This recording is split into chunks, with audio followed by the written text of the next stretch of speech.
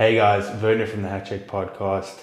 And yes, I know it's been ages since I've done one of these, but I figured because our boy Dricus is fighting this weekend at UFC 305, live from Perth, Australia, I may as well do a predictions video and a breakdown of the fights. Here we go.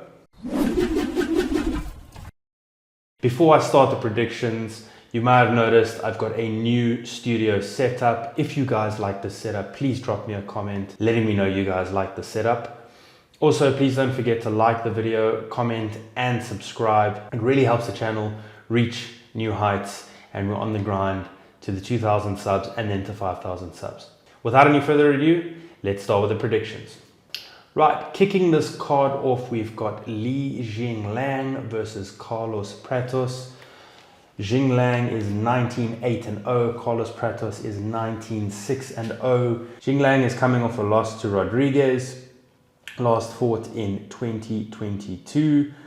Carlos Pratos is on an 11-fight win streak. Now, right off the bat, this one could seem like a bit of a mismatch. I mean, Jingliang's got a bit of ring rust. I think he last fought in 2022. Since then, he had a spinal injury. He's also been very stop-start, so win-loss, win-loss. Pratos, on the other hand, very dynamic striker, very dynamic just everywhere, very good overall, on an upward trajectory on the 11-fight win streak. Looked very impressive so far in the UFC as well. That's always important. It could be a bit of a mismatch. Jingliang, though, like I say, it's win-lose, win-lose. So he's had his loss now. He's had his loss in his last fight. All of his wins happen to be performance of the night bonuses. But I think the fact that he's getting up there in age, I mean, he's 36 now. He has that ring rust. He hasn't fought since 2022. The spinal injury, coupled with how dynamic Pratos is, I think I'm going to go for Carlos to win this one via decision. Up next, we've got what has the potential to have, and let's be honest, a knockout of the night. Tai Tuivasa versus Rosenstruik. Tuivasa, number 10 ranked, 14-7, 4-fight losing streak. Rosenstruik, 12th ranked, 14-5, winning his last fight. He is, however, 2-3 in his last 5. I'm just going to go ahead and say it. It's going to be a quick prediction, just like it's probably going to be a quick fight. I'm going to go Tuivasa, snap his losing streak finally in Australia, and probably a first round knockout via uppercut, as he likes to do. The next fight, we have Gamrot, the number 5 ranked lightweight in the world, versus Dan Hooker, the number 11th ranked lightweight in the world. Gamrot 24-2-1 on a 3-fight win streak. Hooker 23-12 on a 2-fight win streak as well. So right off the bat, probably this fight is going to be a story of how well Dan Hooker can stop the relentless takedown attempts of Gamrot. Gamrot's strength is in his grappling. Hooker's weakness in his grappling, really, and okay, he's too easily hit. I don't know if Hooker is actually going to be able to stop the takedowns. I don't think he will. Even though Hooker knows what he has to train for, it's really, really hard still to go ahead and stop it. You may know it's coming, but it's really hard to stop it. I can see Gamrot taking him down. He might have some difficulty in the first round, maybe in the second round. He might take him down, struggle to keep him down, or do effective amount of damage. Eventually, it's going to wear Dan Hooker down. I do think in his previous fights, he's been very easily taken down. Now, that might be because he wasn't too worried about what's going to happen on the ground. But in this fight, Gamrot is going to be devastating to him on the ground if he gets taken down at will, which I think will happen. I don't know if he'll get the TKO. I think Hooker probably will end up getting submitted. Something similar to what happened with Islam Makhachev, maybe to a lesser extent. Gamrot is also on the hunt for a title shot. An impressive performance here probably gets him the title shot, depending on what happens with a few other fights, because it is really tight at the top with lightweight. But being number 5 ranked, not really many other people besides maybe Arman going to fight Islam. Maybe Max, who knows. But I'm going to call a second or third. I'm leaning towards second, deep into the second round, submission win for Gamrot. The next fight is in the flyweight division. Just before the main event, Kai Kara-France, the number 4 ranked flyweight in the world, versus Stephen Ercik, number 7 ranked flyweight in the world. Stephen Ercik coming off a loss to the champion. Very close fight. It made a few tweaks here and there. Possibly could have won.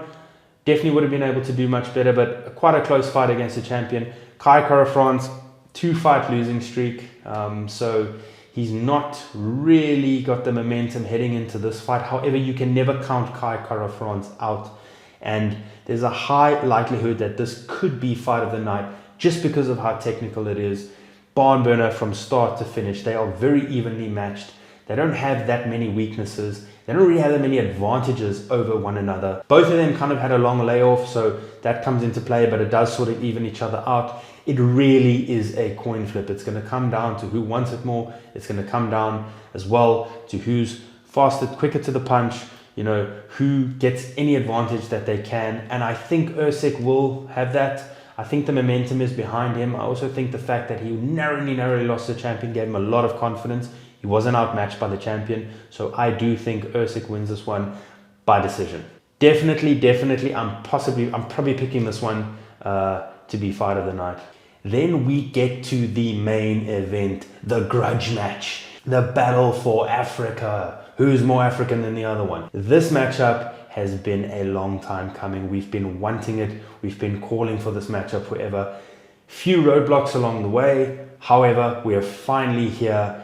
And this matchup, even though it should have happened in South Africa, UFC Africa, it's now happening in Australia. Champion Dricus du Plessis, 21-2 on a 9-fight win streak. 7 of those wins coming in the UFC. A finishing machine, a bulldozer, calling the Burki bulldozer, versus Israel Adesanya, one of the greatest middleweights to ever do it. Probably the second best middleweight. I say probably because it is debatable. Some people have Anderson Silva, some people have Israel Adesanya. I spoke to Dricus and he also has them very closely matched. Obviously coming now off the long layoff after the Strickland loss, but we know he's been training the whole time. He said he was retired, not really retired. Again, no one really bought that he was going to retire and he's going to come back in 3 years. Big thing here, obviously the height and the reach advantage for Adesanya. The strengths for Adesanya is in his striking, particularly in his counter striking. We know Dricus du Plessis likes to go forward and he likes to attack. He did it in the Strickland fight. He's done it in all his fights. You're never going to see him on the back foot unless he's possibly hurt. But when he's on the attack, he's coming forward. Now that plays into Israel Adesanya's strengths. That plays the game that Israel Adesanya wants. Now, Dricus, his strengths, really big power puncher. A lot of power on the feet. An insane amount of power in the grappling exchanges. Trust me, I know.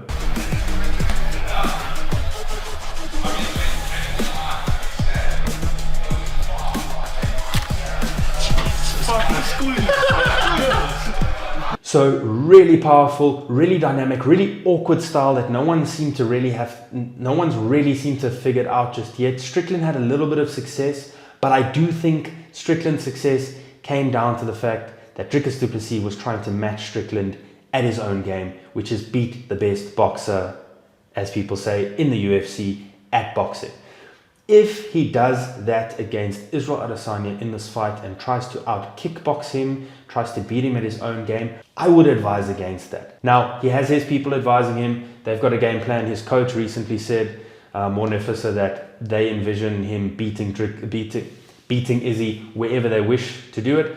But in reality, if you're going to try to beat Izzy at his own game, pushing forward, trying to outstrike him, he could win. He could win that way. I think his best strategy in this fight is to grapple with him. So obviously you start the fight standing.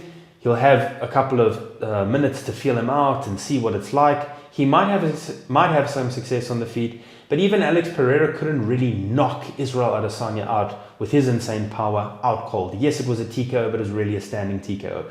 For Dricus, no one's been able to handle his grappling when he's on. When he goes for submissions, his squeeze is so tight. If he can get a hold of Israel Adesanya, Izzy might be able to last for one round, but I do think eventually, again, it's going to wear him out. I think Dricus du Plessis takes him down, wears him out. He might survive the first round, but he's not surviving 2 rounds. I predicted last year, when I thought the fight was happening last year, Dricus to win by submission or TKO within the first 2 rounds. I'm sticking to that prediction, and I think Dricus du Plessis gets it done via submission in round 2. Now, for all the jokes we make about Israel Adesanya, let's be honest, the guy is one of the greatest middleweights of all time. I think for me, the greatest will always be, unless somebody goes and breaks a lot of his records, it will always be Anderson Silva. But these two now, it's not just the battle for Africa, it's now the battle to see who could be second. Is he still got that second spot, second best ever in my opinion. But Dricus, with the win here, starts to climb his way up that GOAT list in middleweight. Long way to go to you know, on paper with the stats to beat Izzy, a lot of Izzy's title defenses, his wins and things like that. But he's now on a 9-fight win streak, 7 in the UFC as I mentioned earlier. 3 more wins and he's in double digits. Then he's up to 12-fight win streak. Then you start to look, if you start, you know, these conversations you can start to have, but there's still a long way to go. But only person to ever beat Robert Whittaker and Israel Adesanya if he can get it done. Tough task. And look, I know a lot of people, because we're South Africans, they think we're going to back Dricus till the end. You're 100% right, motherfuckers. Of course we will. But healthy respect for Israel Adesanya. We like to make jokes about dog bender, guy no bender, whatever you want to call it. But the guy is a legitimate threat as a fighter. Amazing fighter. And he could knock Dricus du Plessis out, because that's going to be his key to victory in this. Because that's going to be his way of winning, unless he can stop the takedown and then win over decision. But to knock Dricus out, it's never happened before. There's the first time for everything, of course. But the guy's so damn tough. He's so tough. And his meter, for me, it's still full. It's not, you know, towards the tail end. So I can't see a knockout happening. But if anybody can do it, it's him or Pereira. But I do think Dricus to win this one by submission within the second round, sticking to my original decision from last year. So those are my predictions, my quick breakdown for you guys of the fight card for the main fight card for UFC 305. Who do you think's winning the fights? What are your guys' predictions? Let me know your thoughts on the new backdrop, and we'll see you for the next one. Cheers, everybody.